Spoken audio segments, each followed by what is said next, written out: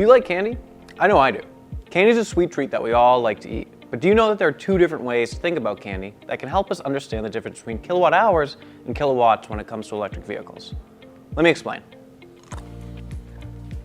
First, let's talk about kilowatt hours. Kilowatt hours measures the capacity of the battery that supplies the electric motor. For example, imagine you have a jar of candy. Each piece of candy represents a unit of energy called a kilowatt hour. Just like how you can eat one piece of candy or multiple pieces, an electric car can use 1 kilowatt hour or multiple kilowatt hours of energy to power itself.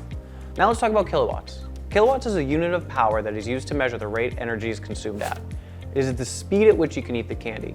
If you eat candy slowly, one at a time, that would be like having a low power usage.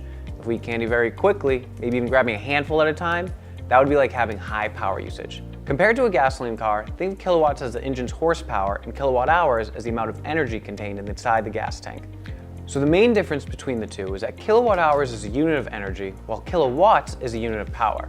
In other words, energy is the fuel that enables the work to be done, while the power is the speed at which the work is to be done. So to sum up, the number of kilowatt hours in the bag of candy represents the range of the electric car, while the kilowatt rating of the electric motor represents the car's power. Together, they determine how far and how fast the car can go. I hope this analogy makes the difference between these two units a little bit clearer. My belly hurts.